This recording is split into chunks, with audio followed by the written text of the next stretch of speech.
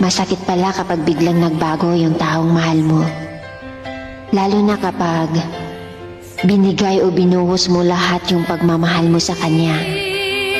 Ang sakit lang isipin na nawala na.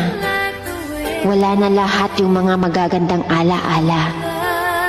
Mga masasayang pinagsamahan, kulitan, biruan, at yung sweetness niyong dalawa.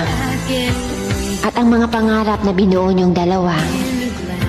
Ang sakit-sakit kasi nawala na lang bigla. Hindi mo alam kung ipagpatuloy mo pa ba ang buhay mo o hindi na. Hindi mo alam kung saan ka nga ba magsisimula ulit. Kasi nawala na lahat ng yun dahil sa kanya. Wala. Ayaw kasi yung dalang pera. May hawak siya ng pera. Ayaw nila pawastos. Kali, social kong bagay.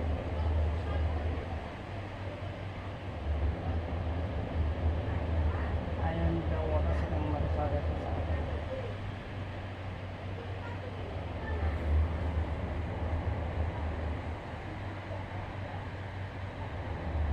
Marunong na ako mag-fix sa magta-title ko o sa pag-record ko para mang goal. Yan, basta-basta kaagad. Ang dami-dami yung nag-message kay Tulpo. Ang mga staff lang niya ang mag-receive niyan. Libo-libo.